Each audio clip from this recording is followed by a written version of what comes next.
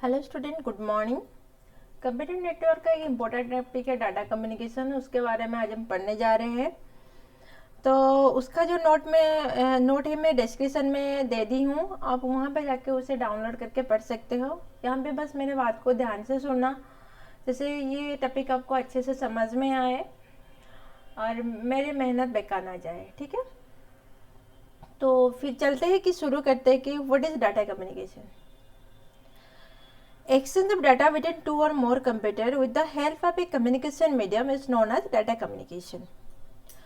तो टू और मोर कंप्यूटर के बीच में डाटा एक्सचेंज करने को कहा जाता है डाटा कम्युनिकेशन।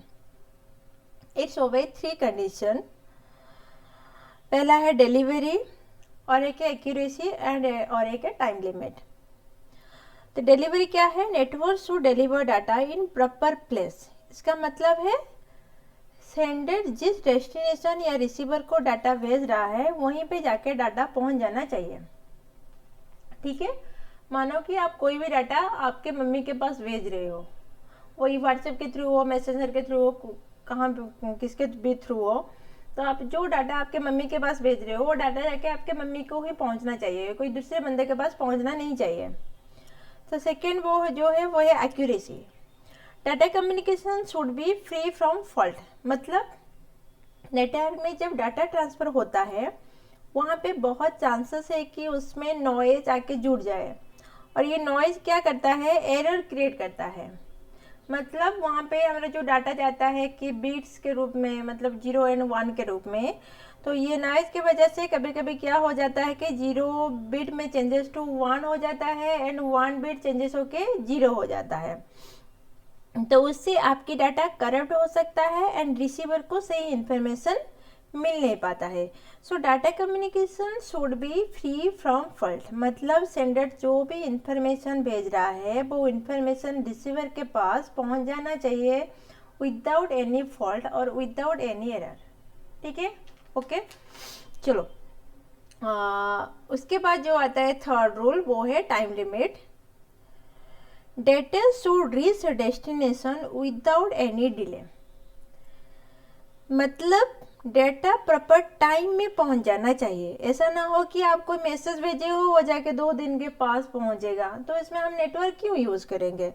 तो इसलिए उसे प्रॉपर टाइम में भी पहुंच जाना चाहिए। तो उसका जो 3 कंडीशन था वो है कि पहला कि प्रॉपर प्लेस में पहुंच जाना चाहिए, सेकेंड है कि प्रॉपरली पहुंच जाना चाहिए, और थर्ड है कि प्रॉपर टाइम में जाके पहुंच जाना चाहिए।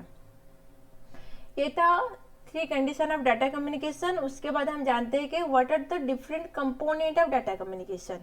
There are 5 component of data communication. पहला है मैसेज, सेकेंड में sender, third receiver, fourth medium and fifth में प्रोटोकॉल। तो मैसेज क्या है? The message in the information और डाटा टू बी कम्युनिकेटेड। तो कम्युनिकेशन के लिए हम जो भी डाटा और इंफॉर्मेशन को एक्सचेंज करते हैं उसे कहते हैं मैसेज। मैसेज क्या हो सकता है? मैसेज कोई टेक्स्ट हो सकता है, नंबर हो सकता है, पिक्चर भी हो सकता है, ऑडियो वीडियो भी हो सकता है। मतलब कम्युनिकेशन करने के लिए जो भी इंफॉर्मेशन या डाटा को भेज रहे हो उससे हम क्या कहेंगे? उससे हम कहेंगे मैसेज, ठीक है। तो उसके बाद आता है sender. The sender is the device the send the data message. मतलब जिस डिवाइस के थ्रू हम डाटा मैसेज को सेंड कर रहे हैं उससे कहते हैं sender. The sender can be a computer, can be a wire station, can be a mobile phone and so on, ठीक है। तो उसके बाद हम जानते हैं what is receiver। A receiver is the device through which we receive messages। जिस device के थ्रू हम मैसेज रिसीव करते हैं उसे हम क्या कहते हैं? रिसीवर कहते हैं। Same as sender, receiver can be a computer, can be a handset, can be a television, can be a mobile phone, okay. तो उसके बाद आता है ट्रांसमिशन मीडियम। तो ट्रांसमिशन मीडियम क्या है? It is a path through which messages travel from sender to receiver. मतलब जिस पाथ के थ्रू मैसेजेस क्या करता है ना, सेंडर से आके रिसीवर के पास पहुंचता है उसे हम कहते हैं ट्रांसमिशन मीडियम। तो इसके एग्जाम्पल में क्या आता है, twisted pair cable, coaxial cable, radio wave etcetera. इसके बारे में हम आगे जाके पढ़ेंगे, ठीक है। तो इसके बाद हम जानते हैं कि प्रोटोकॉल क्या है। Protocol is a setup rule that govern the data communication. जिस रूल को मान के डाटा कम्युनिकेशन चलता है उसे हम कहते हैं प्रोटोकॉल। जैसे अगर रोड में आप गाड़ी चला रहे हो, तो आपको एक जगह से अलग एक जगह को जाना है, एक डेस्टिनेशन में पहुंचना है। तो आप गाड़ी में अगर गाड़ी चला रहे हैं तो वहाँ पे क्या आपको ट्रैफिक रूल मानना पड़ेगा।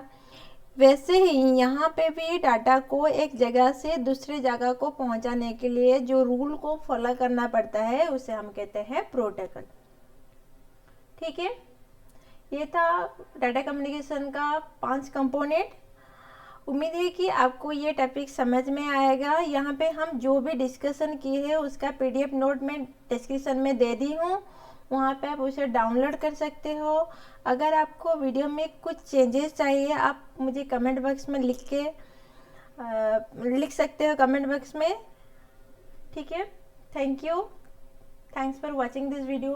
Please share and subscribe my channel. Thank you.